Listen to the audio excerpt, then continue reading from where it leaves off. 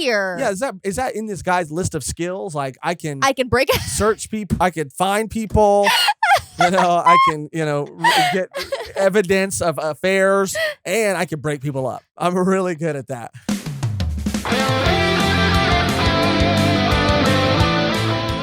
Hello and welcome back to another episode of Volume 1, the anime and manga podcast where we highlight and discuss new series each week. But today, we are back again with more JoJo's Bizarre Adventure. This is our second half, our part 2 discussion on JoJo Part 6, Stone Ocean, which means that today, my name is Josh, no cosplay Michaels, and I am joined by...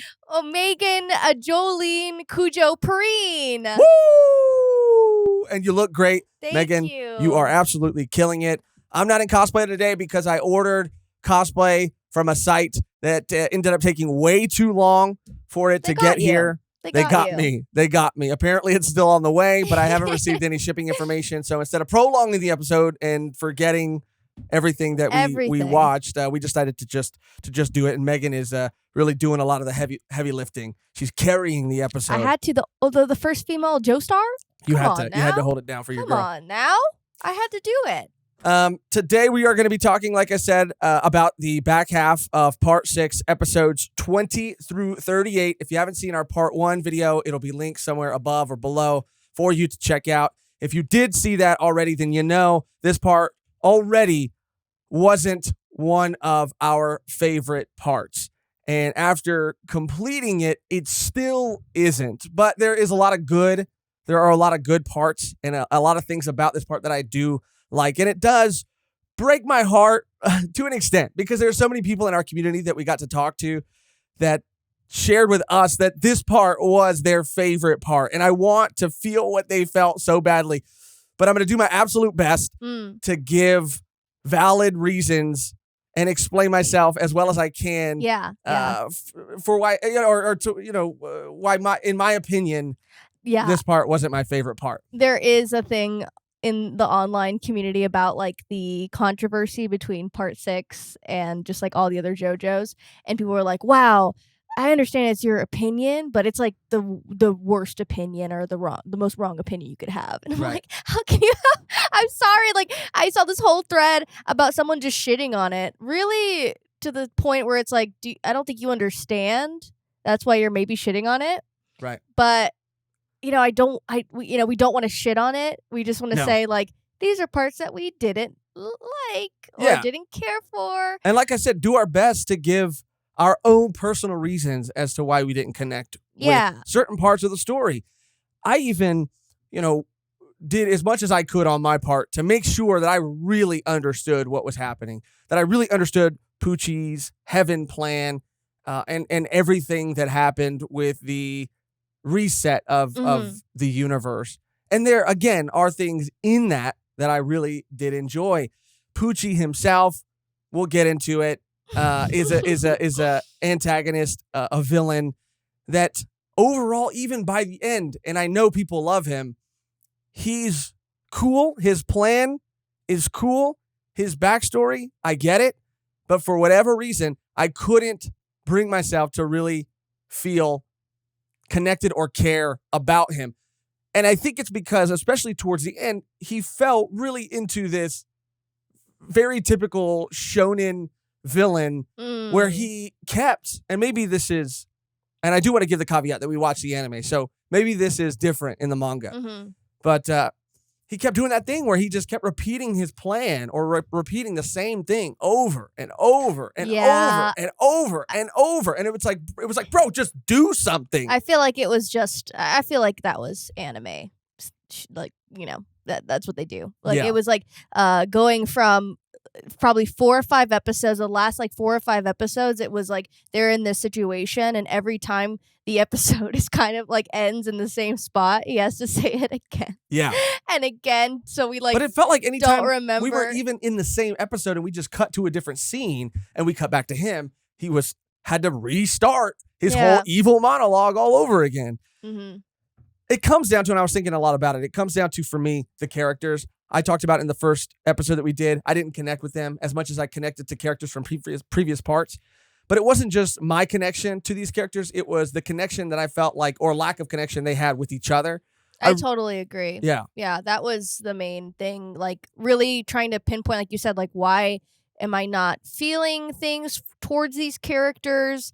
When you see other characters get upset when another character is hurt or dies, you're like, when did you guys ever, like, hang? When did you all ever, like, be Right. what, are you besties now? Like, I never saw that. I Right. don't understand that. And even Jolene's connection to these characters, like, it's kind of just so not genuine to me. I don't know. Maybe I didn't get enough time with everyone else compared to other parts. But even that, I mean, it wouldn't have bothered me if Jolene was the focus. Right. It was Well, just like, I think because we talked about it before, it is that in every previous part, I at least feel like not only do the characters have a good reason to follow the Joestar of that specific part, but that they all have a reason to care about each other. In part 4, they were doing it for Morio. Even in part 3, Polnareff had his own reason, that being his sister, and even him and Avdol had this moment between each other that was very heartfelt, and him feeling like he was the reason that a lot of these things happened, that this specific thing happened to Avdol, which was immediately undercut later in that part. And even in part 5, and I know I'm jumping around, but with Narancia and Fugo and just the boys, I felt like not only was there a reason for them to be following Giorno, Josuke, Jotaro, but there was a bond that they share with each other. Armies, you were talking about. Sorry, I don't mean to keep going, but before I forget, I think you're talking about that moment with Armies where Weather dies and she's crying. And in my mind, all I could think was, when did you spend time with this guy? Yeah, she was gone for like episodes and episodes, and then she came back, and I was like, oh, okay. She was a wreck, and I was like, I don't remember you guys having really any real moments with each other. I mean, yeah, even I would say also, in part 5, not to compare them, but even what is it, part 4? Part 4 and part 3, more part 3, more so. But the villains even having a connection with each other. Like, I just felt like it was just like minor villain after minor villain after minor villain. I feel like in the past, they've all been like doing it. They were doing it for Poochie, but like not really. Towards the end there. You mean this cast of characters in this part? Right. Yeah. And to the point of other villains, and I know you expressed this in our previous part too, but like when we got out of part 3 and we're going into part 4, I was wondering how they were going to replace Dio. And then when they did, first with Yoshikage Kira, and then after that too with King Crimson, I was so excited to see where the series and its antagonists were going to go. But then it felt like we were just kind of taking a couple steps back, bringing it all the way back to Dio again. I understand, and you had mentioned this off mic too, that in a way, part 6 is the culmination and the ending of the Joestar sort of story, starting with Joseph and ending with Jolene. Yeah. But I don't know. As a villain, I really like the direction we were going with all the villains, and I don't know, something about Poochie felt like we were retreading old territory. Although the Heaven Plan, I do kind of like. Although again, it is kind of bleak when you really think about it. And that is to say, like, and I guess before I go on that tangent, let's talk some more about these characters, because I know that you have some thoughts about even other characters outside of the ones we've mentioned. One being Emporio. Emporio also felt like he didn't really have a super great reason for being a part of everything, yet he plays such a big role when they escape in flying helicopters and cars. And yeah, I mean, I always allowed JoJo to be JoJo. I'm never. You should be more realistic. I don't like how it's too wacky. It's just like I never have I been like, you learn early on. This is just what you're gonna get, and you have to just like vibe with it. You have to go with it, or else you're gonna get pushed off the boat. So it's like you have to figure out like, okay, so why am I not liking this? I felt like every time it got really wacky or bizarre, it was just to like hurry the story along, if that makes sense. Like everything was just kind of like a cop out sometimes, and I was like, what do you Well, like? I get what you're saying. And correct me if I'm wrong, but in terms of like some of the stand abilities, again, we said this in the first part, but they were really cool. A lot of them were really Yeah. cool, but some of them felt like the concept was being pushed so far that it was really hard to suspend my disbelief and follow Iraqi's thought process, and specifically in terms of like weather report or weather Mm. forecast, his snail ability, his like his his awakened ability at the end, the whole snail transformation thing. Mhm. You know, it was really hard for me to follow a lot of these abilities. They were overly complicated, Yeah. and I'm all for wacky too, like you said. Like, trust me, I love this series. I love JoJo's Bizarre Adventure for its wackiness, for its crazy concepts. But something about these on top of the characters weren't landing for me personally. Um, and again, and back to Emporio, like I don't know, it just felt like I understand after reading or watching, excuse me, everything that we did, why maybe the ending had to be the way it was, Emporio being the one to deliver the final blow. But Yeah, and using Weather's disc, it made sense in the grand scheme of everything. It was like a hey, f you, Poochie. You've been putting me down for years, and now it's going to be this big moment by using his disc instead of Jolene's. But I just again like even after Poochie and Weather's backstory, like as crazy as it was and how like just like awful what happened to them were, I just didn't like still like I just I don't know. At that point, Poochie in my mind, I'm sorry. I like Dio more than Poochie, and I didn't even like Dio that much. And that's a hot fucking take, and I know everyone's gonna come after me, but it's just my opinion. yeah. Like it just I don't know what it was, and even at the end, like I'm like okay, like it just makes me upset Well, that's because the I thing. just want to. I wish I was latching on to something, and I understand the complexity of the character of Poochie. I understand that he is a man of God, but he's following this like demon devil Diablo shit, which is Dio.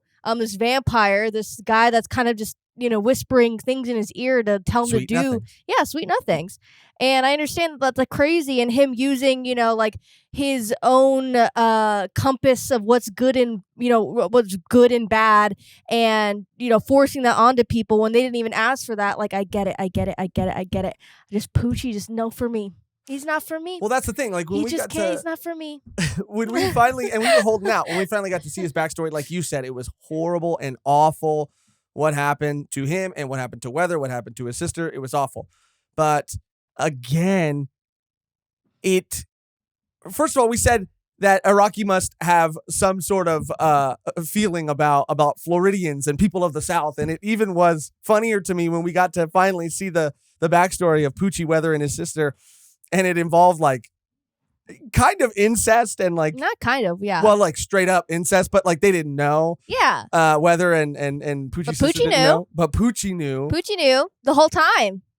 And I was like, damn, Iraqi's really making some statements about the South. He's like, they're racist, they look freaking weird, and they fuck their sisters. And I was like, Poochie knew the whole time when he could have just been like, let me just have a discussion. Let me just have a talk. And it's like, who's wrong? Who's the sinner in this? I'm like, shut up, narrator. I swear to God, if you say anything more. There's an obvious sinner. Yeah. There's an obvious one who did wrong shit. Like the racist motherfuckers and Poochie. And the mom. And the mom for stealing a baby. Yeah. But that was the thing. Like, I understand that there are codes that you have to follow when you're part of the church, the confessional, the code of honor or whatever. Yeah. But that seems like something you can just tell somebody because it would have avoided all of these things happening. The mother again, that shows, bless her heart, was the one in the wrong in all the way in the beginning. But yeah, it shows his devotion to what he believes in. Right. Like even after finding out that his twin brother, the one we went into the convent, the one he was training to be a priest for, he found out he was alive and was like, I'm already in too deep. Like I've already devoted my life to this. I can't not I can't tell people. Right. And it's just like, Poochie. Yeah. Like this all could have been so avoided. Yeah. If you weren't so devoted to what you believe in, and not only the church at the time, but now Dio. Right. I mean, it's like blinders on this guy. Like, well, that's the thing. After that backstory and realizing, like, okay, this all could have been very easily avoided if he would have just said something, or there was a smarter way than him going to this private investigator. He didn't know that person was affiliated with that organization. But again, it's like all of his talks and fate, like all of that had to happen in order for him to like be completely again devoted to Dio and his goal, because of his sister. If his sister didn't die, then he wouldn't have really any reason to stop people from or to give people the opportunity to know what's going to happen in their life, because if maybe he knew that and his sister knew that, they would have been at peace. Right. And that's why he did it. So it's all intertwined. So we could be like, he should have done this. And no, right. And I know, and I don't like to do that. Like this character could have done this or could have done that. But it is just frustrating sometimes. And before I forget, I said cop out before. I just meant like plot conveniences. That's more what I meant. It was like, oh, like Emporio knows how to drive pilot a helicopter and drive an automobile, but these like 19, 20-year-olds have no idea how to do that. Or but are just choosing not to. Because this kid read books. Yeah, and just like, being able to escape the prison, which we'll get into because there is like an actual reason why they couldn't leave the prison.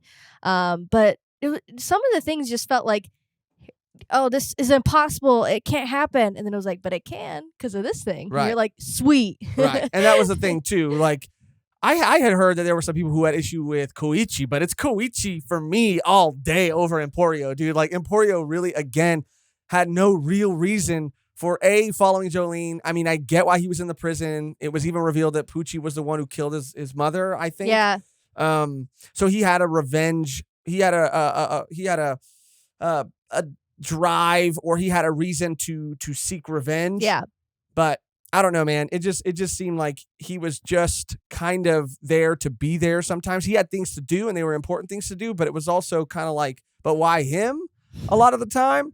But that was my thing going back to Poochie 2 before I forget is that, and we have a lot to say. That's why our thoughts are all over the place. But my thing with Poochie 2 was it's all, even if you're not invested in Poochie's backstory, if you don't love him after that, then it's like, how much can you really say you like him? Because he is just carrying out Dio's plan. That's all he's doing. He's kind of like devoid of his own personality in a sense in present day, because he is a servant of Dio. That is all he is. And as he goes farther into this transformation with the green baby and becoming one with it, again, I like the plan narratively, but I just I don't know. I don't know. I just don't like the way that some of the things ended up playing out, especially with, and this was like frustrating for me. We get the introduction of these new sons of Dio, which I thought was going to be really cool, especially since part 5 currently is one of my favorite parts. And Giorno was a son of Dio, and how awesome he was and how awesome that whole part was. We get 3 more here, and I was waiting for them to be, I don't know, I guess my expectations for them were really high, and I wanted them to be cooler. I mean, yeah, as they really should be, because it's just Dio's son. Like Dio's sons, like of course they should be, but at the same time, it is just like a reminder of what Giorno could have been. Sure. And these 3 people are kind of like unhinged and like just kind of mentally, all of them are just kind of crazy. Like it's cool to see like, oh, Giorno's different like than these 3 guys, but they just didn't really interest me as much. And I think I would have liked it better if they were just like some thugs that Poochie hired or gave stands to. Right. Yeah, it didn't really matter that they were Dio's sons. It really didn't end up mattering all that much. I thought out of all of the characters in this part, Anasui, I think is how you pronounce their name. had the Anastasia, yeah, in the uh, anime. Anastasia Anasui. had the best moments, even though I mean outside of Jolene. Yeah, driver. What is it? Driver down. Driver. Yeah, I have the list of stands pulled up too, just because I know that depending on how you consume it, they can be different. So, his stand's name is Diver Down. Diver down. Yeah, such a sick stand. It's very cool. Very cool. A lot of his moments towards the end when Jotaro shows up and it's the final showdown with all of them versus Pucci in his final form. I thought this was a really cool moment for him. He had multiple cool moments. He ended up standing out, rising above the rest, rising above Aramis, rising above Emporio. Never Jotaro or Jolene, never. But he even Weather, I thought he was like cooler than Weather because Weather was like also, bro. This was another thing that was like kind of infuriating. And again, I really do apologize. I know we're all over the place, but these are just how our thoughts are coming to us, and we're just spouting them out in the order that they come to us. But when they met Weather, he didn't have his memories. He didn't have his memories for most of the part. Yeah. Right? They formed this bond, this connection with him. There's a moment when he does get his memories back. Big moment. And he appears to be kind of evil. And there's this whole like struggle between like Jolene and Aramis and the gang, and even Anastasia about this not being Weather. And I couldn't help but yell at the TV and say, like, you don't know that if this is who he is, this is who he's always been. This is him. He didn't end up becoming evil, but they really played it up to be that way. And I get it. It's a story. You gotta make things interesting, right? But I just thought it was so funny that they were like, Weather, this isn't who you are. And it's like the person that you have been spending time with wasn't who he is. This is who he is. And you got to kind of accept that, whether for good or for bad. But that was pretty infuriating too. And like we said, and I don't want to keep repeating myself, but I understand that there was closure for Weather, him finally getting his revenge on Pucci. I understand there was maybe even closure for Emporio to get revenge on Pucci for killing his mother. But the fact that Emporio was the one to do it, Emporio is the only one that is aware of this reset universe and the universe that came before it, and not Jolene. Jolene is oblivious. She is not only oblivious, but she is no longer a Joestar. She is still and always will be a Joestar by, I guess, lineage and because of her connection to Jotaro and Joseph and yada, yada, yada. But she is no longer, she's Irene Cujo now. She's not a JoJo. She doesn't have, her destiny is not intertwined with Dio's, which you can argue frees her from a burden and allows her to like live her life. But I don't know. At the same time, she was the one who ends up not remembering really anything at all. And it was somebody else with somebody else's stand ability that defeated the villain in the final moment, So that felt like it kind of undercut things for me a bit too, Again, I don't mean to be super hard on this part, I love this series. I love Araki. I think he's cracked. I love him. He's a genius, a madman. And, I'm really excited for Steel Ball Run. And I'm excited to see how the universe reset. What? Why do you laugh? Like, I want to be hard on this part, but I'm super excited for Steel Ball. I mean, I am. Because even the resetting of the universe, right? The way I understand it, and Dio's plan, fire. I don't expect anything less from Dio. Of course. And terrifying, like that people I really do think, like, and this, I guess it's just a bad take. I don't know, a bad anime take or manga take or whatever, but Dio just got like the Aizen treatment for me. Like, and that people regard Dio and Aizen as the greatest antagonists of all time, of all anime and manga history. And I was annoyed with both after a little bit. I was like, y'all need to go. We need to move on. I like the Pillarmen. I like the Pillarman more than I like Dio at a certain point. I gotta disagree. He was just annoying. He was just annoying the shit out of me. Anyway, I'm not gonna say anymore because I'm already gonna get freaking tomatoed in my face. So, thank you. Have a good day. Hope everyone has a good one. Someone is going. You are entitled to your own freaking opinions. And actually, it's the wrong opinion. And I want to say that I think that the stand battles in this back half, there were some really, really interesting ones. The stand battle where Jolene could only remember 3 things at a time. I thought that was really cool. Yeah. The sea moon with the gravity and time was all really cool. And like I said, Dio's plan to force people to know their destiny. Here's why I say it's bleak real quick, and then we'll go through beat by beat. Here's why I say it's kind of bleak, because in the Joe universe, we have established, or Rocky has established rather, that destiny is set in stone, right? Stone. Like the stone free. No. Oh, like the end of part 5. Yeah. Literally set in stone. And if you try to change it. Right. So it's already been established, which means you can't really do anything to free yourself from fate. All Poochie was going to do was allow people to see it, to know it, so that they could make peace with it. He wasn't going to restore free will, or even them winning wasn't the restoration of free will. It was just the restoration of destiny, being oblivious to destiny and being oblivious to fate, which is, it's a little bleak. Like, we can't do anything, really. We can't do nothing. But I thought that was horrifying. I understand why Poochie would want that. I understand why Dio would want that. I mean, yeah, it was pretty crazy. I mean, those last couple episodes when the world is turning so fast and things are disappearing and food's going bad and clothing is evaporating. I was like, I would be so scary. Because I mean, there's nothing they could do. It's the Earth.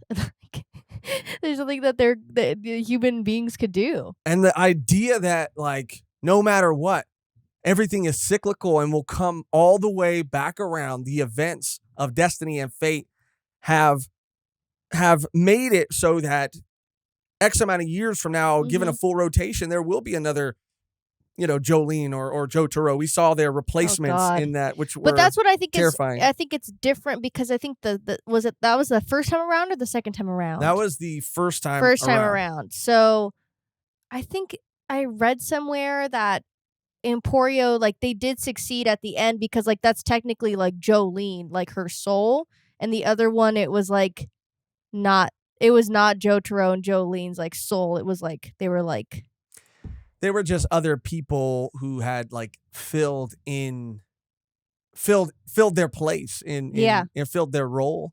But I know what you're saying, and that was in the second, and then there is a third reboot at the very end. So even those people don't exist. The whole prison thing doesn't exist. Poochie doesn't exist, and the Joestars have finally ended their however many year long feud with Dio. But I fuck with this concept. And I really did like this even resetting of the universe. And I understand that it still means that the events of everything leading up to that point are still as they were, as we read them and watched them.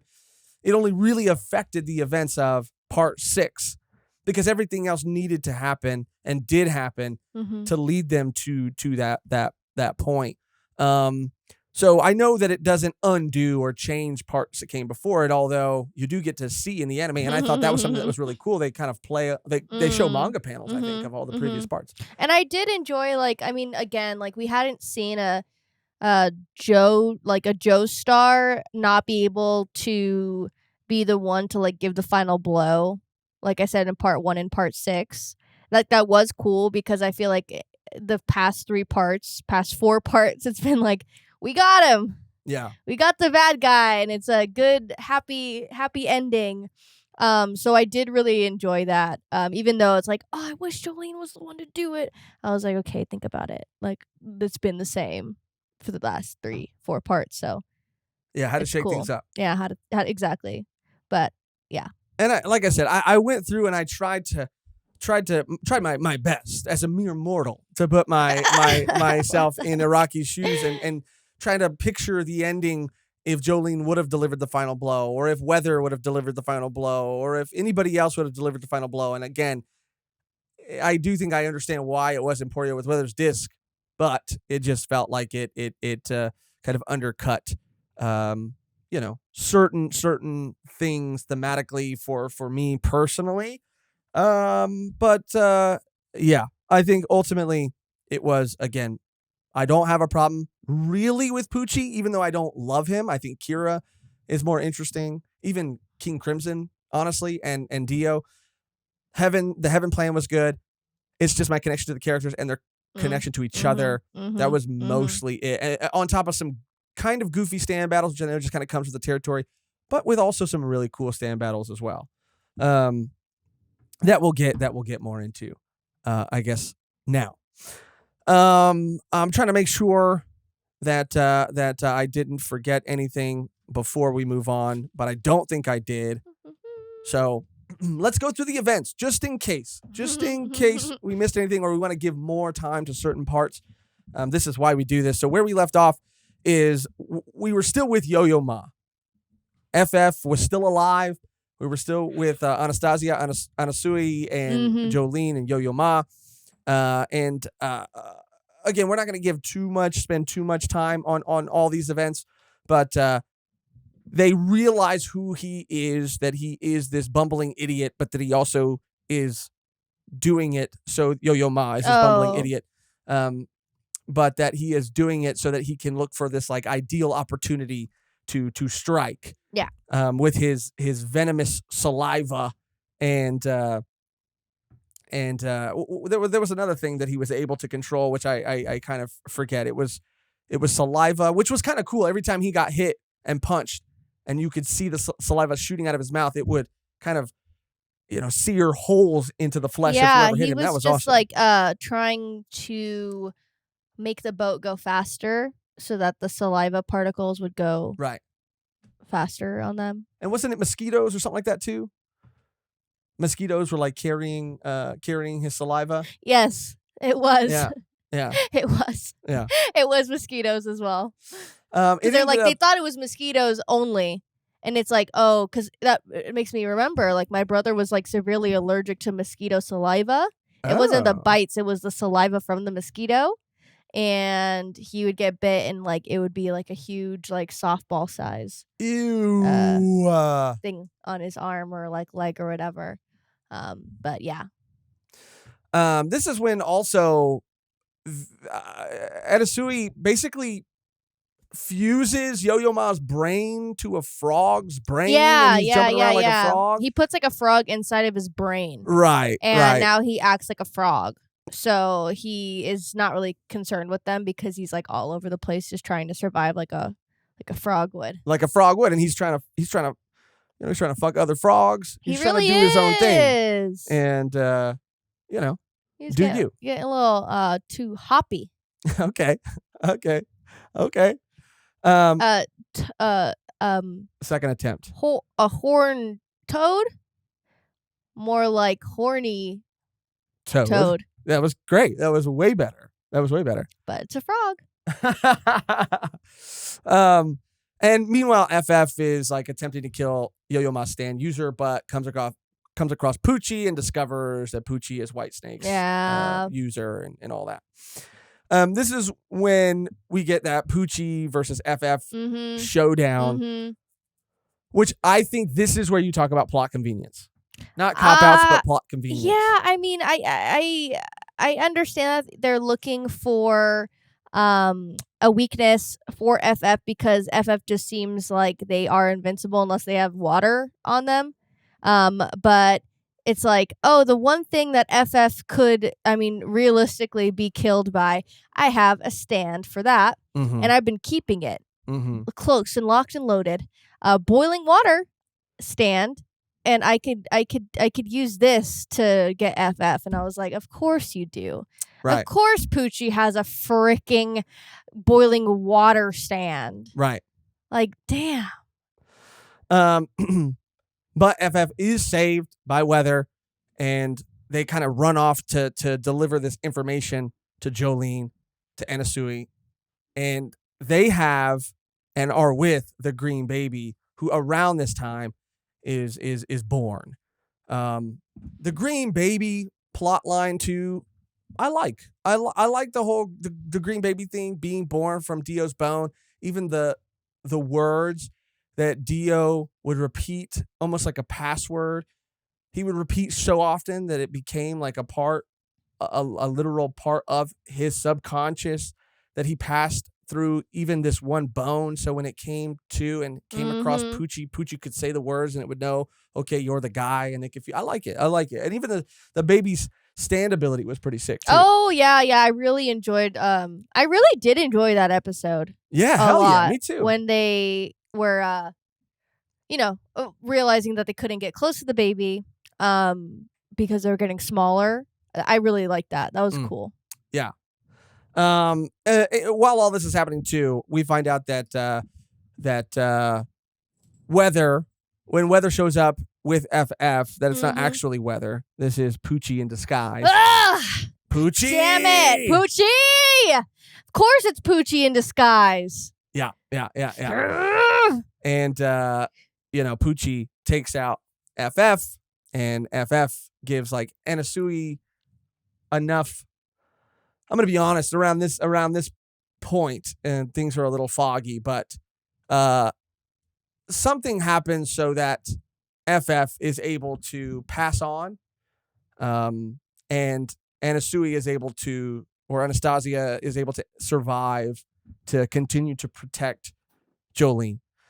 But this, although for me, FF wasn't a character that I was super in love with, this was sweet and nice, and it was beautiful that FF got to experience life. Yeah. And yeah, it was just FF, I think, just healing the wounds. Healing on Anasui's wounds and saving the memory disc. Right. And it was kind of funny because if he died with the disc would have died with him. Right. So that's why FF was like, shoot, I have to save him. That's my last thing I got to do before I dip. Right. And like I said, it was beautiful. And for a character that I wasn't super invested in, it was nice. It was nice to see, them look back finally on the life that they had gotten to live. And it was sweet. And I'm glad they got to experience that. Rest in peace, FF. Yeah. Rest in peace. This is also, I think, around the time, and I want to make sure, because we have the whole baby and the distance thing, which we kind of touched on, and this was all really fucking cool. The green baby, this ability, even its stand and how they had to fight it and trap it in a bottle, like this was all really, really, really interesting and really cool to me. Yeah. Around this time too, I can't remember if this is around the time. Baby in his stand, stop attacking the two. Yeah, okay. I was just making sure that was this one. Okay. Right. The baby notices the birthmark on Jolene's shoulder, and Anasui seems to tell Jolene, I think, or in his head at that moment. Yeah, this was the best part. we need to kill this baby. No, but this baby is going to grow up and be your enemy, and we need to kill it now. But just that moment of him just being like, this baby's eating my hair like noodles. Oh, yeah. Do you know why this baby's eating my hair like noodles? Right. I was dead. I loved that. I don't know why I was laughing so hard at that part. Yeah, you were dying. And it was funny. It was funny. So this is when, again, Poochie shows up, and fuses, says the words, repeats the phrase to the baby, and merges with it. And having fused with the green baby, Poochie leaves Green Dolphin prison. This is when I'm thinking, we're out, baby, we're out. You're lit. I'm lit. You're good gunked. I'm good. I didn't think we were going to be in this prison for this long. Like we said in the previous episode, that on paper, this concept was something that I was extremely excited for and about. It hadn't lived up to the expectations that I had set for it in my own head, but we're out. I thought, okay, now we're going out into the world. The tone, the flow of the story is all about to change, and hopefully for the better. And it does change. And actually a little bit for the better. But I was just honestly really excited to get the fuck out of this prison, but we don't quite get out immediately. There is one final stand battle that we have to get through, which is probably the best stand battle. Yeah. In I don't know, probably one of the top 3 in the prison. I would say, yeah, yeah. If not top. Yeah. And let me make sure I have the name of this stand correct, but it's basically a stand that allows you to only remember 3 things at a time, which jailhouse lock, which is really formidable. Mew Mew. Right. Is the lady's name. Really, really, really formidable. Mm-hmm. Mm-hmm. And forces you to think on your toes. And we need some resourcefulness from Jolene as she steps up. And even Sweet Emporio steps up. Sweet baby Emporio. He's back at it again. He's back at it in his ghost room. And Jolene is using, Stone Free to write binary code or something like that. I mean, it pops off. It really pops does. off. It pops off. And we find out, of course, that this stand user is also one of the guards, and this is why stand users probably haven't been able to escape in the past, because they would have to go through this very formidable stand and its user. But they are able to. I mean, and this was really playing with my head too. I liked it all the way to the end, because not only it kind of expands on its concept in a good way. This is, I think, what JoJo is at its best when it's initially stated. It initially states the rule that you can only remember 3 things at a time, but as it goes on, the implications of that and the boundaries of that are really pushed. So much so that if I see if 4 people are standing in front of me, I can only perceive 3 of them before it becomes invisible. Yeah. And that was happening with like bullets and cops, and that was so awesome. Sick. Yeah. Absolutely fucking sick. I really, really did enjoy this. Yeah. How does it go? JoJo Stone Ocean. Yeah. That was a good harmony. Wow. It's no, part 5. They really tried. Say that. You can't say that. I'm saying it. Part 6 episode. It's no part 5. You can't.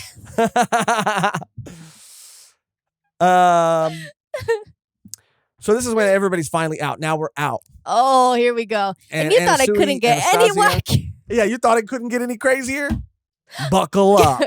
Get ready.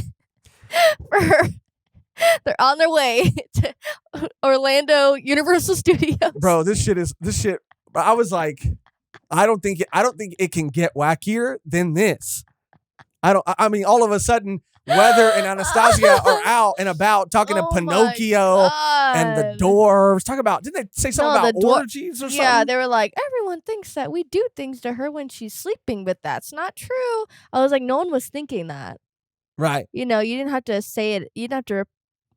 No one asked you that. I thought about that. I thought about that. And I think I heard that somewhere too, because they're grown men, and she, I think was of legal age. I think. But she was in like a chamber.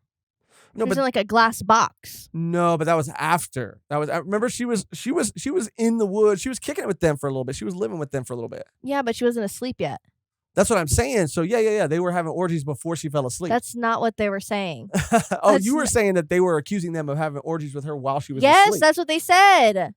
Oh, that's dark. Yeah, that's why I was like, no one, why are you mentioning this? No one right. is pressing you on this. You're kind of self-reporting a little bit. Yeah, you're self-reporting, and like these people have never met you. Like, they don't know what you're about.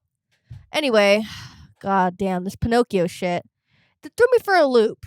I kind of did like it, I liked it too. And it got even wilder. Yeah. It got way crazier.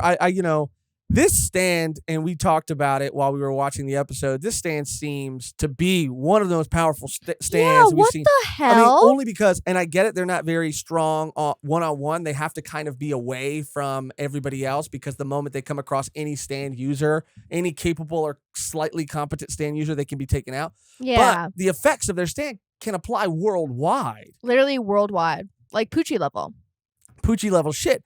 And I mean, they're talking about kaiju, they're talking about Batman, they're talking about Bugs Bunny or some shit. I don't know, because it was just Warner like Brothers, whatever. Overall tune stand, and then it didn't stop there. It was like pieces of art too. Oh, pieces of art, yeah, Van Gogh. Yeah, like what?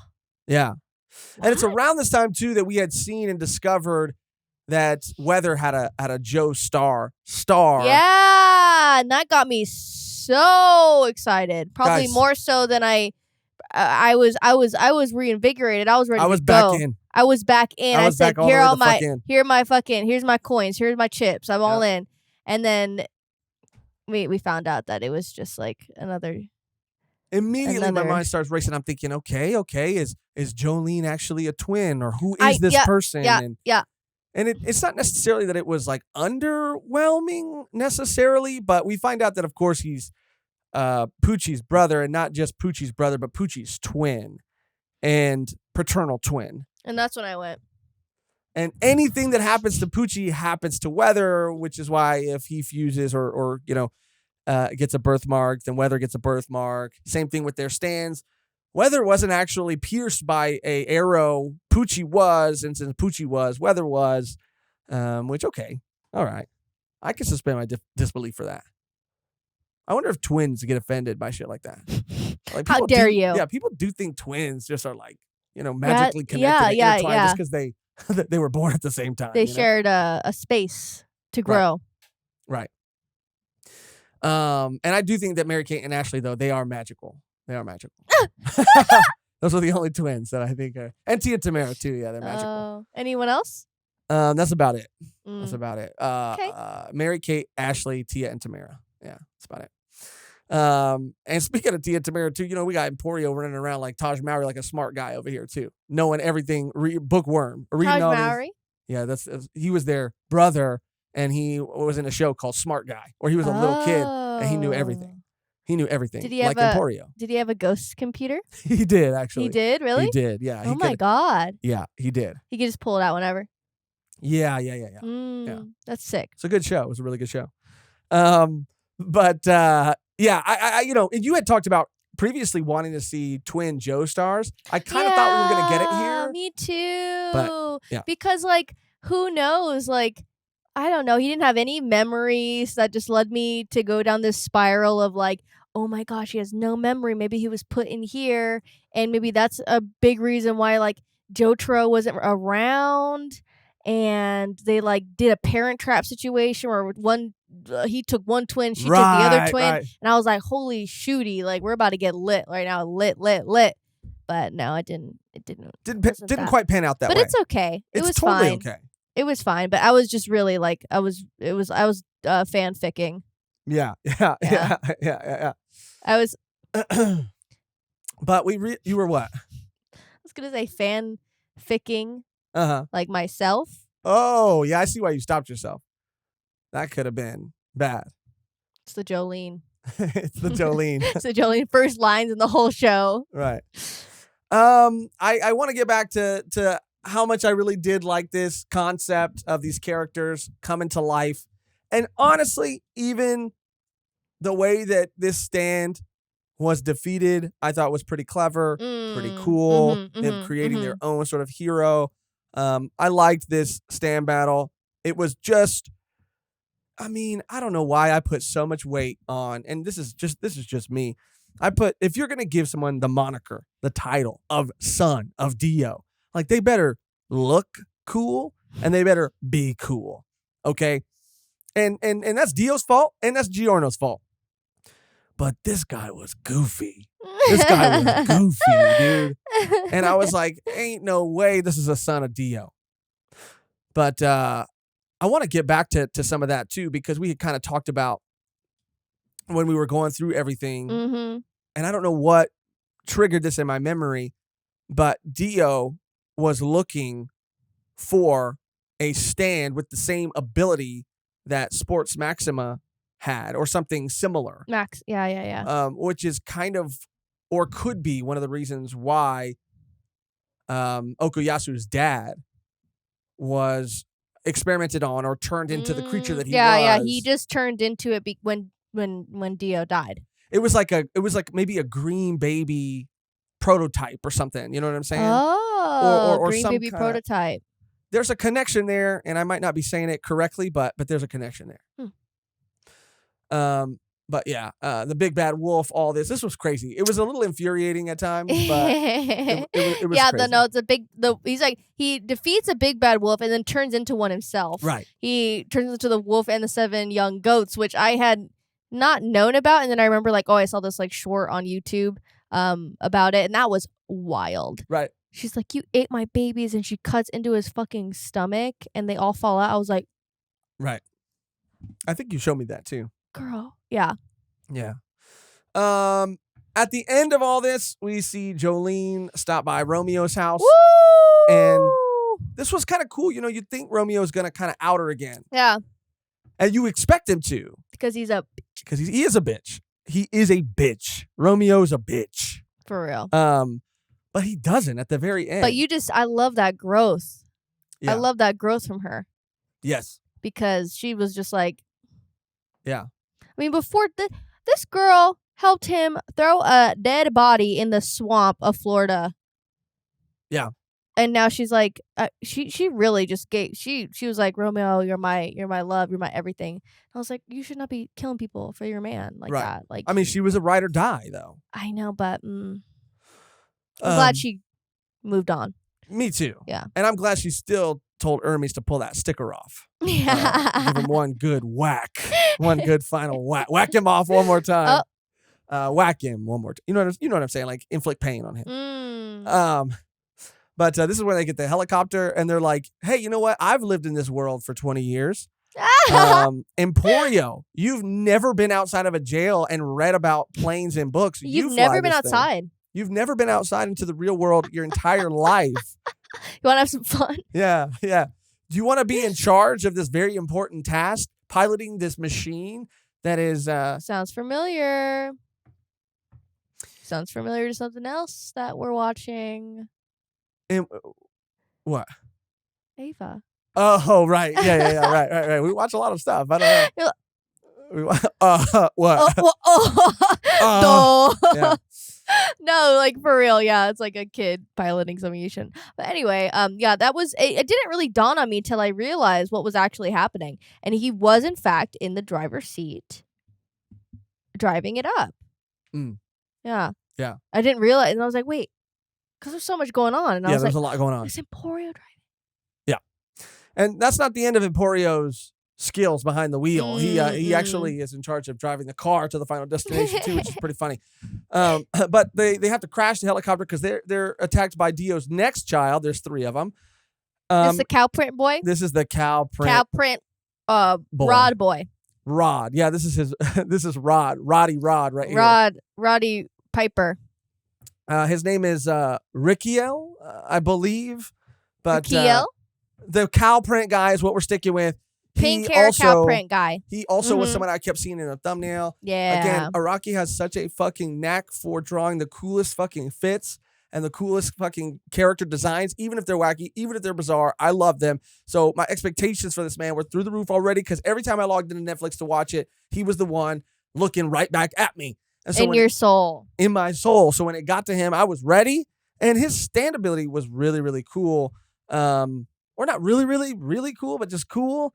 And he was okay, but he was also kind of like, again, it was the whole son of Dio thing that made them feel like if he wasn't a son of Dio, I might have liked him way more. But it's because they kept calling him, one of the 3 sons of Dio. I was expecting, I don't know why I was expecting more. But, he had panic attacks. And that's what's kind of cool about these guys, too.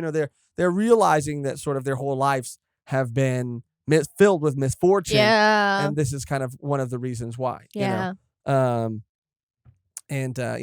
able to defeat him. This fight was pretty cool. And even Jolene's way of taking him out at the very end, because I think it was involving heat. And so she was able to... putting his hand on her neck prevented her heat from being removed. Right. Really, really cool fight, and ending with him giving the information to them that Poochie is Weather's brother. And they're like, what? And then later on, they're like, he was telling the truth. Yeah. Wait, he was actually... They got gagunked twice by that. He's not lying on that. He's being for real. I was like, he's going to die right now. Like, he has nothing else to lose. Yeah, exactly. And they were so, it was like they heard it for the first time, the second time. Yeah. And then just added that line at the end, like, oh yeah, he did tell us that. I guess he was telling the truth. This leads us to our final son of Dio. Now, this is probably my favorite. He was my favorite one, and I think he had a really cool stand ability too. This stand ability is fucking sick. Yeah, I really did like all of the things that were kind of at play in this fight. There was like a plane that was crashed. There was a fighter jet that crashed, and just like the just the way everything was happening too. Like there was this hole and they had to climb through, and it was like it didn't look deep, but it was super deep. It was crazy. Mm-hmm. It was getting real crazy, and I did like how he was kind of annoyed by Poochie. That was a highlight for me. That was really cool too, because he was like, "Wait a second, why? I'm the son of Dio. Yeah, like, why I'm am the son I? Of Dio. I should be able to do. I should be able to go to heaven before you do. Yeah, I should be able to carry out this plan. Like my whole life has also been filled with misfortune. Yeah. Like, who the fuck are you? Yeah, who are you Some to disciple. be telling me? I'm the actual flesh and blood do. of this man. Yeah. Yeah, that you love so much. That you love so much. That you're obsessed with. That you lay in bed that shirtless fix your with. toes, you know? Damn. Memories from the Earth, though, this shit, I absolutely loved it. And even their quick thinking, and also how it could take place in this like pit, in this hole, in this hospital, was so fucking sick. Emporio, even coming in to help the way he did with his little ghost computer, was cool too. I loved the like this fight. Like definitely, this is where I felt the intensity. Yes. Of like the kids being thrown in the mix. So I was like, sick. oh my God. From a story point of view, so sick. Like he really was pulling out all the stops. Mm-hmm. And it was really entertaining. I really liked this fight. Mm-hmm. I believe he was the one who stole Weather's disc from Poochie. Yes. And inserted it back into Weather. And he was like, no, you don't understand what you've done. He's like, I know what I did. And also, I really, not to jump around, but I also really did like their whole dialogue back and forth, Poochie and this third son of Dio. Because Poochie was like, he just kept telling him, like, Jolene is resourceful. Like, you think, he was kind of like gassing up Jolene this whole time. He really was. Like, don't underestimate her. She's been in the prison for a long time. She's got the moves. And he's like, am I losing? Yeah. Is everything lost yet? Yeah. Like, why are you talking to me like I'm already losing the fight? Though. Yeah. And I was like, and he's just under his bus. It was so funny to me. Their dynamic was so funny because everyone again is just everything Poochie says to them. They're like, yes. Right. Yes. Okay. And I'm like, you're not Dio. Right. Right. That was the whole point. He's like, who are you? Yes. Like, what? Excuse me? Excuse me? So yeah, Weather gets his memories back. He seems like he's going to be potentially very villainous, especially after we have learned that he is Poochie's brother. We haven't learned of their backstory yet. Not yet. So we do think, oh, shooty. Yeah. He might be on Poochie's side. He might be a really bad guy. Which I was kind of anticipating. But after seeing what Poochie was capable of, there would have been no way for two people going after them. They would have been done. They had a hard enough time. Yeah. They barely made it. They didn't make it. Right. And we're talking about, too, the awakening of Weather's ability. Now, I thought this was really cool, too, before it went a little too far for me. Poochie starts talking about, because everybody starts turning into snails and, we're seeing rainbows and we're talking about taking away the ozone. Snail activity. And I'm thinking, like, this Heavy. Is crazy. This is next level. Of course, this would be, the full extent of Weather's power. Like, this is awesome. And then they explain the snail situation, which I just really couldn't like follow Araki there. That was one spot that I was like, okay, I'm gonna take this for what it is. I'm gonna just go along with what you're telling me. Mm-hmm. But I don't know if I really buy it. Personally, it was very Junji Ito, very Uzumaki, where they're turning into snails and stuff. The transformation is very, horrific. But yeah, the idea that when you look at the rainbow, it is sending you a subliminal message of wanting to be a snail, of basically, I guess, like, primordial or prehistoric sort of these natural, but it's snail driven.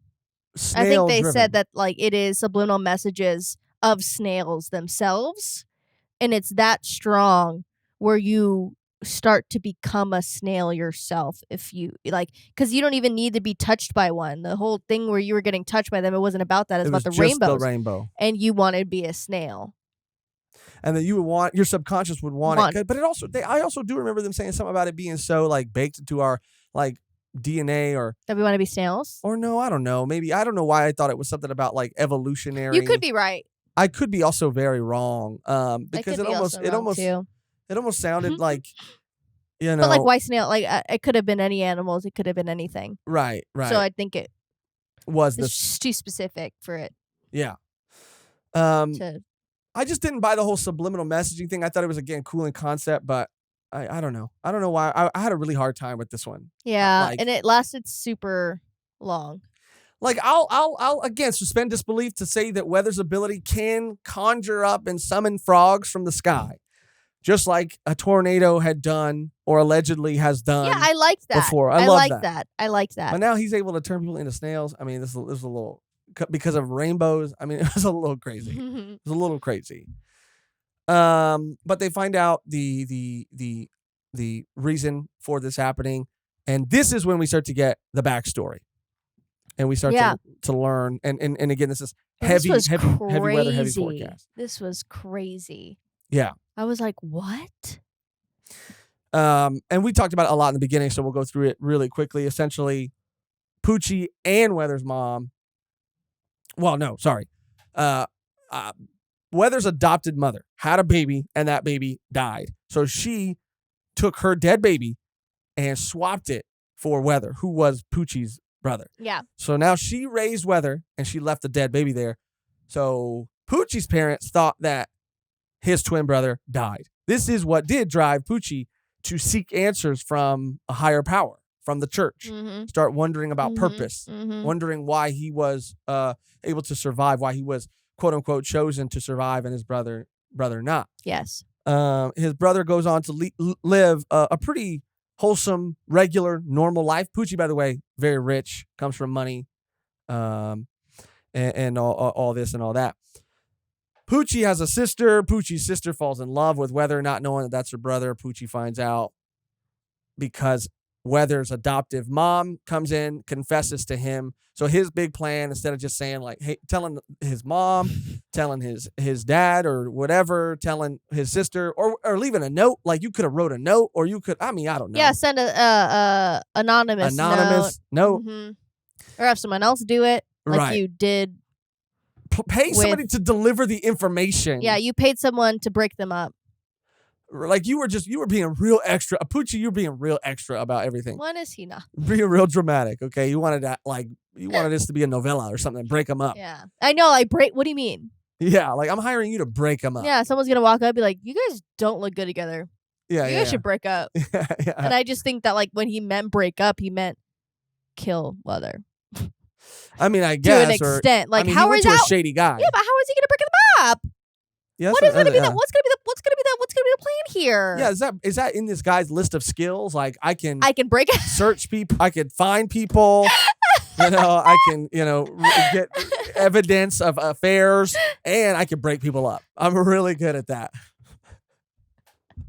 So hire me I'm really good. If there's a couple out there that you don't like together, hire me. Yeah. I'm really good at getting them to like a dive bar, giving them a couple drinks and saying like, "Hey, I saw him talking. I saw him looking at her." And then it creates a whole argument, like a dumb thing, like we're going to break up. Right. Or like, "Oh, you didn't put up the toilet seat again like I told you. Right. I've been telling you for weeks." Yeah, no, and then he's like, "I didn't," but he sneaks in every day to keep it up. Right. So that then it becomes an argument and then they break up. That's so okay. Yeah. I was going to go a different route, but you're saying he sneaks into there. They move in together. He sneaks in and he keeps doing shit. Leaving the toilet seat up, leaving his socks all over the floor. I like that. And she's like, I keep telling you. And he's like, it's fine. I'm not doing it. I don't understand. And then she's like, it's over. Yeah. That is actually a lot funnier than the horrible reality of what this ended up being. But Poochie finds out, or Oh Poochie my didn't know, god. but this guy Yeah, he what hired the fuck? ended up being a This very was racist person that was horrible. part of a very racist organization, and The found most out racist I mean, one of the most one of them. There's a prolific lot of horrible racist organizations, but this is the one in the South specifically that this guy was about, and yeah, that was just rough. This was really rough. I mean, all jokes aside, it was really terrible. Especially because he had done some digging and he had found out that Weather's adoptive mom was also with a black person which goes against his I guess what he views as like morally correct. So he wanted to make Weather suffer for that. Yeah, why you Poochie's mom. And Weathers, I mean, and Weather's mom. They had the same mom. But yeah, well, he it like says burned. adoptive mom too.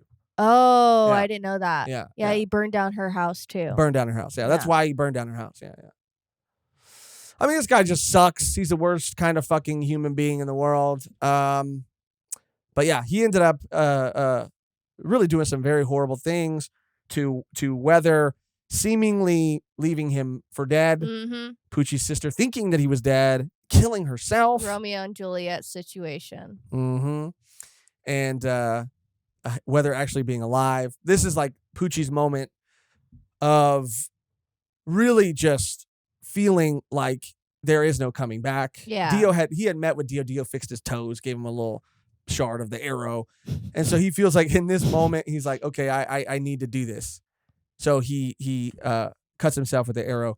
He is given a stand ability. So is Weather, because they are connected. They are tied. They are twins. This is when Weather finds out that it was Poochie who is responsible for all of this. He gets, overcome by anger, and the snail thing starts to happen. Poochie takes his disc and puts him in jail, basically. So Weather has not had his memories for a very, very, very long time. Yep. Very long. Because Poochie was young when this shit, not like super young, but young when all this was happening. So, yeah, this is what we learned. So now we learn, like, okay, Weather's actually also on the side of taking out Poochie. Well, yeah, I mean, he did steal his memories after all. Right. So they have one final battle. Poochie ends up being victorious because Jolene, Armis, and I think Emporio too, they arrive at a very crucial moment in the battle, allowing Poochie that little bit of wiggle room that he needed to take Weather out. Weather's doing this real cool shit where he's like freezing blood. This was all really cool. Yeah.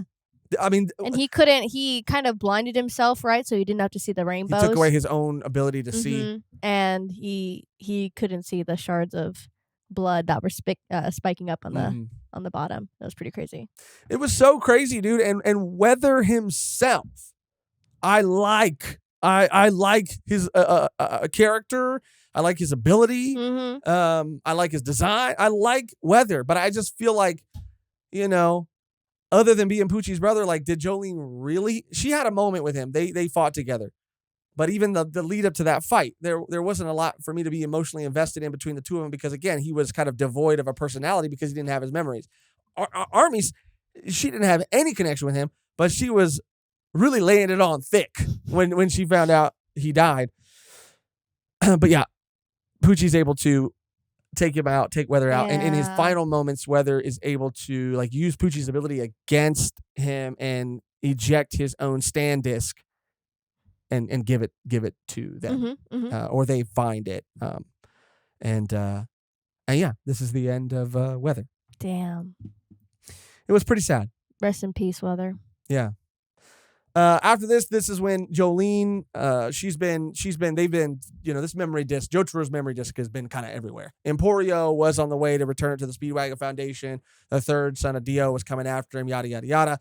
They end up finally being able to send it to the Speedwagon Foundation, and Jotaro wakes up. Woo! And they're headed to the Kennedy Space Center, I believe, to Cape Canaveral. Cape Canaveral.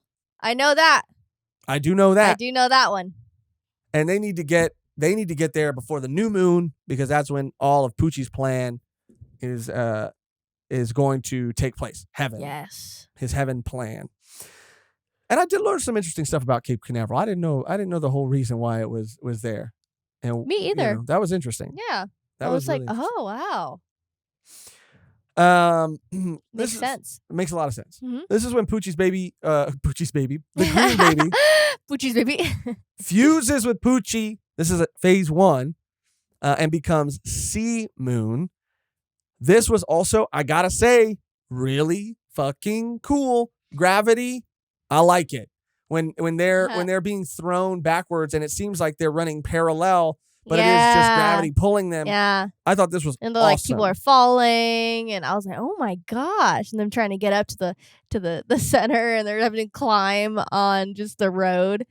This was intense. It was intense. Yeah. It was really intense. And I enjoyed this whole sequence. I mean, even this form I thought was really cool. And to see what it did to Jolene was absolutely insane. And I had no idea how she was going to be able to pull through. And not only did she pull through every time, but she pulled through in a very clever way. A believably clever way. I really like this a lot. They get there, and they get to the Space Center. Armies gets hit by debris. She's flying back. She'll be back. And she's good. Sea Moon is like hitting Jolene and causing gravity to like flow in reverse, pulling back her skin, turning her inside out. Yeah. Very gruesome. And that's when she kind of finds out that if she keeps just getting hit, she's going to be turning inside and out. But at least if she plans out the attacks, like she'll be able to get hit back to normal, pretty much. Yes. And that was really interesting. Yeah, and then Poochie comes out and he's like, trying to teach his Stan, like, don't do that, only hit her one time. Trying to teach his Stan. Yeah. And then it gets wild. I mean, because it's like, how did Jolene manage to get out of that one? Well, it became dire for a second, and this is what I'm talking about, cleverly pulling or getting out of the situation, because it strikes her in the chest once. It's already learned that it can't hit twice because it'll undo what it did. It hits her in the chest. We're thinking she's done. Yeah, to her heart. Like done. I can't help but think, like, I'm not going to buy any way that she survives this. I know she's going to survive, but I'm not going to buy it. Turns out I was very wrong. I bought it. That whole, the shape of infinity. Mm-hmm. It has an actual name, but there's no beginning and end. It is in a shape of infinity. I mean, this was like amazing. But before that reveal, I almost said Koichi. Emporio gets a text. Yeah, he gets a little text message. Right. From Jotaro saying, I'm on my way. Jolene's alive. And this was also pretty, I'll suspend disbelief, whatever. But it was like right after this happened. And Jotaro, like they're crying, like he's in the middle of like a Jolene. Yes. Yeah. Sends Emporio a message saying she's still alive. Yeah. It's Zaddy. It's Zaddy. Hi, it's Zaddy. Hello. And he goes, Zaddy? He goes, this must be Mr. Jotaro. And then, so he says, just hold it down. I'll be there. I'll be right there. So this is when Poochie's like, stumbling around. He can sense she's still alive too. This is where things, to me, really kick into third gear, get really interesting. And I had a good time for most of all of this third act or this final act stuff, outside of Poochie just repeating what he was going to do every 5 seconds. So basically we find, this is like to speed up a little bit, Aramis shows up, Jotaro shows up. We find out about the it's not a helix, it's an infinity symbol. We find out that this is how she is able to counteract Sea Moon's ability. And this is really starting to piss Poochie off. He's getting pretty antsy. He's getting very, very antsy. He also realizes, like, the Joestars are my enemies. Actually, they're my friends. They're gonna help me. He's going back and forth. He's losing it. He's losing it. He's losing it. He's losing his humanity. It's a Mobius strip. That's what it is. Mobius strip. Morbius? Yeah, it's Morbin time. Jolene says it's Morbin time. And then and it goes doo-doo-doo-doo-doo. Yeah. He goes, what? Yeah. So again, It's 36 hours to the new moon, and I'm thinking, damn, dude, there's still so much time before the freaking new moon. Like, how, like, what? There's no possible way. They're just gonna be sitting around twiddling their thumbs. I'm like, yeah. But then it becomes, and then it's like, oh, this is actually dire now. Yeah, you realize that, or Poochie rather realizes that he doesn't need to wait. He could just kind of use gravity to his advantage to go into the same position that he needs to be. For that would kind of like recreate the conditions of a new moon. So he speeds shit up, and he is able to achieve and reach his final form, made in heaven, or made in heaven, which again did look kind of like a Digimon. Oh, but I thought was really sick. I thought it was really cool. I think that this stand and its ability is really, really cool. They're going to say, is a Digimon. Is a Digimon. And basically we find out that this stand's ability is to be able to speed up time. Wild. So this puts Jotaro, who has, I think, been able to use the world to stop time for an extended amount of time, puts him in a tough spot because now it doesn't really matter. It took his now 5 and puts him right back to might as well be 3 seconds, 2 seconds, 1 second, whatever, because with the acceleration of time, yeah, it doesn't matter. It doesn't really matter. This is also where, Anastasia kind of steps up, has some really cool moments, like asks Jotaro for Jolene's hand in marriage. And I'm like, bro, I get it. This is dire. You might not survive this. But yeah, Jotaro is just like, what? Like, just, what are you doing? Right. And he's like, what? And he's like, this is not the time. Do you know where we're at? And I was laughing so hard. It was so funny. He's like, was hilarious. What do you mean? And he's like, okay. And then, later on, Jolene's like, okay. Yeah. I was like, what is happening? Yeah, what is happening? What the Yeah. But he does have some cool moments because he's like, okay, I'm going to use diver drive or diver down. I'm going to use his ability to basically kind of like go into all of you. So that no matter who Poochie strikes, he will always strike me, and that will buy you time to use the world. He will be in close enough proximity for you to take him out, and we will emerge victorious. And I'm thinking, damn, okay. We got him. We got him. It's a wrap. It's over. It's a wrap. It's over. Even Aramis is there with Jotaro. They're all there, and it looks like they might be able to pull this off. And I also thought, because of Aramis, right? And this is why I mentioned her, because the way that they're able to move at high speeds is because she puts a sticker on a bullet. They shoot a bullet, then they like take the sticker off, which means they're now like going to rejoin the bullet. They're traveling at that speed. Really creative, really fucking cool. Love all this shit. Love all this shit. Love all this shit. They end up in the ocean, and this is basically where things like really, really, really, really go down. Poochie ends up pulling a trick that Dio pulled in part 3 with the knives. Ay. Right? Ay. So that's like Jotaro stops time, but finds that Poochie used Stone Free to murder Anasui and to throw knives at Jolene as Dio did before him, forcing him to save his daughter instead. I mean, he's a wannabe Dio. He's really just doing everything that Dio has already done. Poochie kills everybody. Poochie kills Jotaro, Hermes, everybody. He kills everybody, and the only people that are left alive are Jolene and Emporio. So I'm thinking, damn, dude. Okay, and he's also speeding up time. So now we know, like, okay, it doesn't really matter. 36 hours, like the whole fucking world is being affected by time. Living beings, living organisms aren't being affected by it. Yeah. Like you said, clothes are deteriorating. People's like dentures are crumbling. But if it's a plant in the actual world, if it is currently has life, then it is not affected. Humans aren't affected. Pretty crazy shit. Emporio, then Jolene's like, okay, you're the only one who could do it. You're the only one who could stop all of this.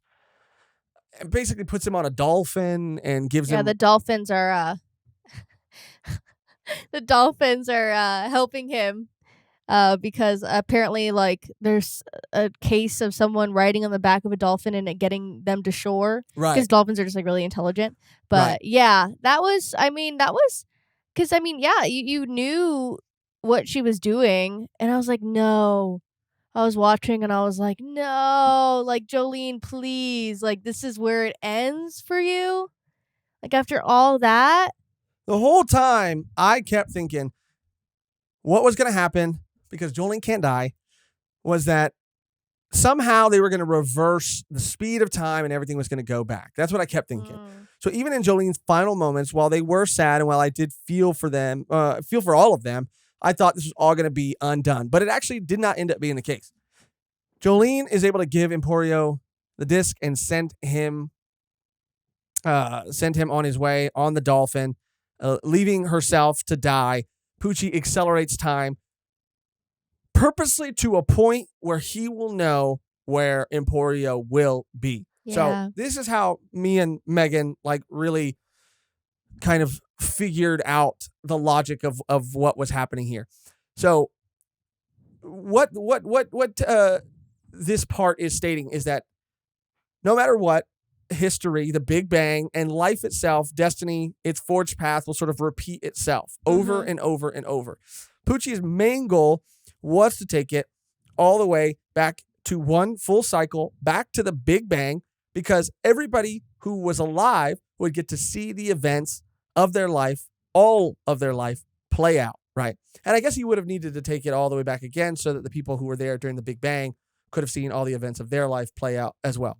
But he's going to take it all the way back and all the way back again. But he stops at a moment where he knows Emporio will be because Emporio got away. Yeah. Emporio was not supposed to be where he was supposed to be at. Right. So this was really confusing when we were watching it for the first time because they're in the prison again, and now like Jotaro's there and Jolene's there, but they're not Jotaro and Jolene.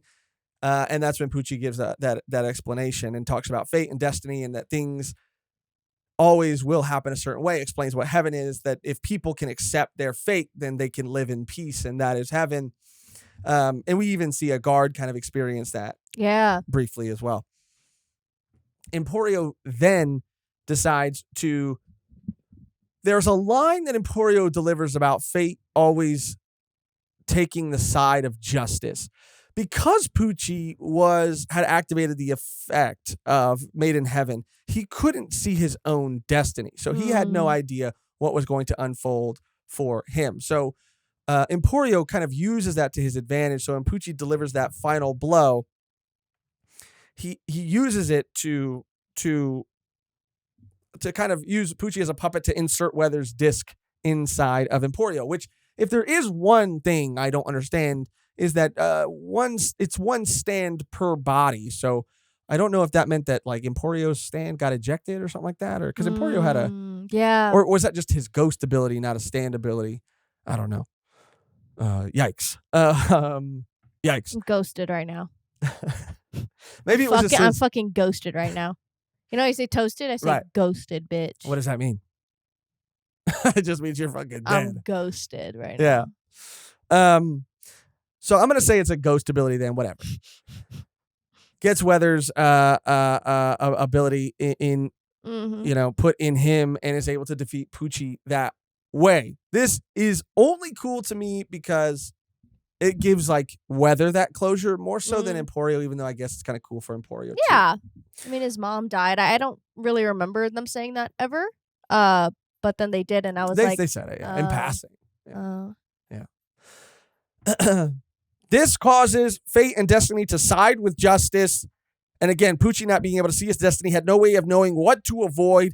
This causes the universe, the new universe that was created, to be undone and a new universe to be put in its place. And all that universe shit was wild. It really was. Like Emperio's little naked butt in the freaking universe. With all the animals and shit. He's like, whoa. Yeah, you're like, wow. Yeah, that was pretty funny. I like that. That was funny. That was very funny. So now Emporio comes to, and he's kind of just like on the side of the road somewhere, and he's like, what the heck, what's going on? And he sees a car pull up. Well, first he sees a bus, and then he sees Aramis get off the bus, and it is actually Eldest. It is actually her, like her voice, her face. It's not like these like knockoffs that we saw before. Weirdo activity. Like I was shook. I'd never want to see that man like that again. Dude, it made me uneasy. Like uncomfortable. I had to hold back. Like I had to hold back vomit. Like bile. Bile. Yeah. That was more intense than It's vomit. burning in my stomach. Yeah. But yeah, it's Eldest. Eldest comes out. Eldest comes out. Then a car pulls up, and we see Irene. And I forgot what Anasui or Anastasia's new name is. Anarchus? Anarchus. Yeah. Anarchus, Irene, and Eldest. And we find out that the reset of the universe basically means Poochie never existed, or his existence was completely extinguished. Therefore, meaning that there was no need for Jolene as a Joestar, for her lineage, for her to have like that purpose, or for fate and destiny to guide her down that path, to lead her to where she needed to be, which was in prison to defeat this man. Because all of that didn't happen, she got to live her own life, or a better life, as a result. So then why was Weather there? Why was okay, so maybe Poochie existed and did get, I honestly don't know. It gets a little confusing. Because I was like, if that's the case, then Weather wouldn't even be in prison. Maybe he just was in prison. Well, because did he have a jumpsuit on, or? I think so. Yeah. Okay, so Weather exists, but Poochie doesn't. Maybe because Poochie. Maybe that was the significance of, I don't know, one of the twins being dead. Is maybe, I don't know, Poochie. Maybe Poochie was the one who like actually died. Or maybe all that stuff. No, all that stuff wouldn't have happened in that universe, or maybe it did. Just let us know. I'm sure we'll be getting a lot of comments about what we missed or just are confused about. But this was Araki was on some shit. He did some Acid. baller shit. Yeah, that's what I was saying. Shrooms. That's what I was saying, something like that. But of course Emporio's like, I thought you guys were dead. They kind of are in a way. But right, they're not the same people that we spent this whole yeah, because they didn't go through all that shit, you know? Right. And that's why I was like, okay, Jolene's in another relationship at the beginning and the end. Right. Like, cool. Sick. And we find out that they're getting married, and there's that happy ending, and that they're going to go meet Jolene's dad and give him the news. And we assume, of course, that it's still Jotaro. Jotaro is still her father, but the significance of her name going from Jolene to Irene is just so she has escaped from that JoJo sort of curse. Yeah. And this like generation long sort of feud that they have had with Dio, because they were always kind of fated to take him out. Yes. But now no longer, that is no longer needed, because he has been taken out, and now his plan has been, his plan has failed. Yes. Essentially. Again, in concept, this shit is so fucking cool. And I absolutely, the ending, like while there are parts of it, like with Emporio and things that we had talked about throughout this episode that I might have little like gripes or nitpicks with, like this whole concept of things repeating itself and the universe resetting, I actually really liked, especially since it doesn't mean it undoes all of the things that happened before. It just kind of undoes the events of part 6, which I guess are kind of frustrating if you've, grown to care so much for Jolene. Yeah. For the Jolene that we got to see. But overall, it wasn't really the ending that made me upset. No, not at all. And that's why I was kind of bothered me, not upset. Yeah, I was kind of really confused when I was hearing the like mixed reviews, I guess, on the ending. But yeah, I would say the ending was definitely like, it didn't make up for all the things I had problems with, but it definitely made me, it's going to make me feel a little better looking back on it all and to see the repercussions of what part 6 has on part 7 and 8 and 9. Yeah. I have to say, I'm very excited for Steel Ball Run, because I know a little bit about where the story is going to go. Not really much about where it goes in Steel Ball Run or after, especially after. but I do know that we're not necessarily dealing with the same timeline, I What? guess. You know more than I know. Are you serious? You know more than I know. You do. But overall, yeah, I just want to be incredibly clear once again that the concept, Heaven's the Dio's plan, and even Poochie enacting that plan. I like the plan. I like the universe reset. I like all of that. While I do kind of think that in a way it can be kind of bleak to again feel like the story in a way is saying, okay, yeah, now destiny is everybody has a new destiny and you still can't escape it, but now at least you don't know. Now you're just blissfully unaware of it. So every decision you make, you think is free will, but it's not. But because you don't know that it's not, it's all good. That is kind of like a little, I don't know. That makes me a little uncomfortable. And I heard it's only going to get darker from here. Really? But while Stone Ocean was fun, and had its portions or parts that I didn't really connect or click with. Overall, I don't hate it. I just really don't like it as much as I like other parts. Yeah. And it boils down to, here at the end, my final thoughts before I get yours, Megan.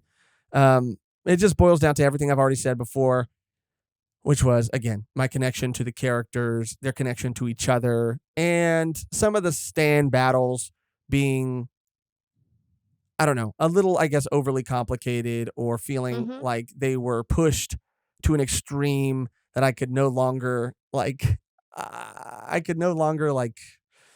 not comprehend, because I could comprehend it, but I just couldn't connect the dots to make it make sense for me, if that makes sense. I don't know. It's tough, again, because we've talked to people in our community who absolutely love this part. And so to those people, and if you are somebody who really loves this part too, you're not wrong. Like, nobody is wrong. Like, these are our opinions. This is how we felt about it. I still love JoJo's Bizarre Adventure. I still love Iraqi. I'm still so excited for Steel Ball Run. This just wasn't a part that I would rank as high as, part 4, part 5, part 3. And that's pretty much it. I'm glad that we got to experience it. I did like a lot of the characters, but overall, it just wasn't my favorite. And I'll leave it at that. I'm at a point. I'm at a point now where I'm just repeating myself. So, Megan, what about you? What are your final thoughts now that we're here at the very end? What do you want to say about part 6, Stone Ocean? I mean, there are anime and there are manga that if you aren't the biggest fan of the overarching story, or aren't the biggest fan of the main antagonist, or not even really needing the cast of the other, the side characters to be that interesting, or that entertaining. There are some that you can kind of turn a blind eye to all of those things. If the main character is really good, then you're really invested in the main character. In this case, it was Jolene more so than even Jotaro, but the both of them together I was really invested in. So that's why the first couple episodes are really hitting for me, because I was so excited, because of how the story was being set up. I really did think it was going to be this like father-daughter treat, a duo throughout the story. And even if it wasn't, I was still excited about the repercussions of what would happen to Jotaro in the beginning. But I feel like it did get a little convoluted, just because of the other characters that were introduced. They were introduced and they were following Jolene, mainly because they liked her, and wanted to support her as a friend. But even the friendships I didn't really believe. And when they did have moments, when oh god, I'm blanking on her name. Hermes? Yeah. Because I can't pronounce it. Okay. Hermes. Her backstory, I was really not really expecting any backstories from characters all that much, but then we got hers and I was like, yes, yes, yes, we're going in, we're going in. And even after that, I kind of just felt like it was not connecting with me, and I was like, why? And even FF, like, I think again, like what you said, it boils down to like the characters interactions with each other and Jolene, those just feeling not like super genuine to me, and the stand battles and some of the like minor villains just weren't really that interesting, and I wasn't really completely sold, and I wasn't really sold on like Poochie as a character, so maybe that's why also on top of everything it even feels like crazier. Because I feel like if I did like Jolene and I like Poochie, I could like forgive all the other things in my mind that were like kind of okay to me. But yeah, it's a real bummer. It's a bummer. I was super excited because I had heard so many good things, and it is, personal preference. But again, I do love Jolene, and I'm gonna look back on these parts with like just her interactions and her just being the way she is super funny, super just like super unique. She is Jotaro, but like a different version of him, and that's what I just love to see that. So yeah, I still love Jolene, and it is incredibly tough to talk about. We are just giving you our opinion, and yeah, in no way are we trying to convince anybody who loves it no, not to love it. I mean, that's just silly. It's just something that we didn't connect with as much as other people have. But, that is kind of at the same time the beauty of JoJo is that with each part comes a new set of characters, a new setting, and a new story. And I'm incredibly excited. Again, like I said, even though it's not my favorite, there are so many other parts that I really love and so many parts after this that I'm really excited for. And there was still a lot of really cool concepts, ideas, and things that were a part of this specific part. So there it is. That's probably going to do it, though, for our discussion on the back half, the ending of JoJo's Bizarre Adventure Part 6, Stone Ocean. But before we go, we have to shout out and we have to thank our wonderful, our beautiful, our amazing Patreon and YouTube members. Woo!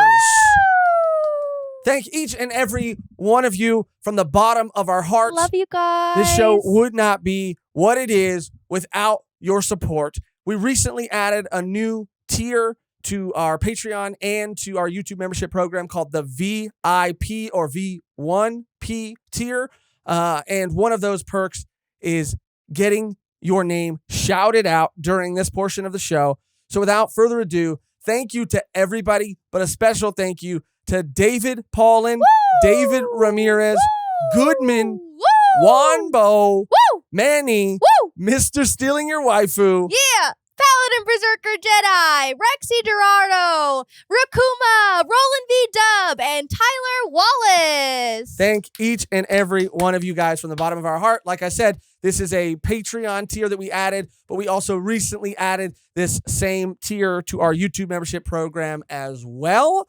So if you would like to upgrade and get your name shouted out during this portion of the show, then that is how you go about doing that. So thank you again to everybody, to all of our Patreon and YouTube members. We fucking love you guys. We love you. We love you. We love you. And if you would like to become a Patreon or YouTube member, then all you got to do to become a Patreon member is go to patreon.com/volume1pod, or to become a YouTube member, all you got to do is click join somewhere next to the subscribe button. On this video, you get early access to all of our episodes, access to uncut, uncensored reactions, and access to our exclusive bonus Patreon video and audio podcast, Volume 1 Extra, where we talk about behind the scenes stuff. Josh's lore.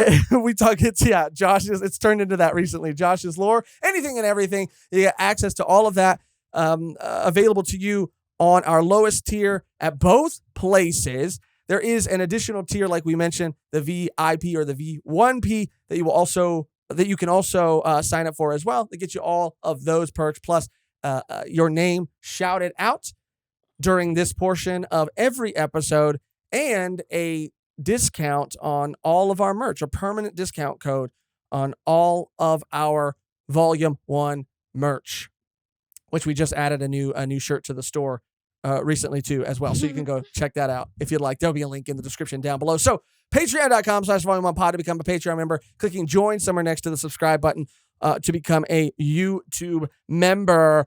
But if you're at a point in a place in your life where you are not able to give financially, or you just flat out don't want to, it's not your thing, don't feel bad, because there are plenty of other ways that you can show your support that mean and help just as much, that you can do absolutely for free, that Mehgan will tell you all about right now. Yes. If you are I was trying to do something Stone Ocean. If you have no more threads to spare. There you go. No worries. You can do so many things for free to help us out. You can comment on this video. You could like this video, share this video, or even subscribe if you have not subscribed yet. We have social medias as well, Instagram, Twitter, and also Discord. Those will be all linked in the description below. And those are all things you can do to support us for absolutely free. Now on to part 7, Steel Ball Run. And I am incredibly excited for Steel Ball Run, because I know that it is one of the more popular parts. Yeah. Especially just because it feels like, the JoJo love is in the air right now too, because of the I think it's final part, right? JoJo Land 9, yeah. Part 9, as of this recording, oh my god, just came out. So not that we want to speed through anything, but we do want to get through Steel Ball Run. And the last time we'll be watching a JoJo for a very long time. Yeah, now we're gonna have to switch to reading, which is more than fine. But yeah, not that we're going to try to speed through everything, but it's going to be exciting to once we're done with Steel Ball Run and JoJo Lion, to be caught up, so that we can hopefully start reviewing some chapters as they come out of JoJo Lands, and just get to experience it with everybody. Yeah. That's going to be so fun. It's kind of crazy how that kind of worked out. It is. It always is weird. Crazy, because it does kind of, we always accidentally end up at the perfect, or in the perfect spot to either jump on the next arc, or I don't know. I don't know. It's happened before with other series, but it's fate. It's destiny. That's going to do it though for another episode of Volume 1's Bizarre Adventure. The only thing left to do now is to get out of here on our outro that is always the same and never changes. Which today, Mehgan, is... It's a lot of pressure. Stone Ocean. We just got, let's see. We're out of jail. I don't know. Shoot. Irene. Who's Jolene? Okay, we can do that. That's fun. That's fun. I like that. Yeah, because it's I had a lot of self-restraint. And I commend you for doing these that. episodes, because I wanted to sing it a lot, and I never did, because I was like, it's too on the nose, and they even say it in the end. I was like, I'm just going to let this one lie. Right. But now, it could be Irene and not Jolene. I like it. Let's do it. Yeah? Okay. All right. Thank you for watching. Thank you for listening. Thank you for any and all ways you choose to show your support. And until next time, Irene.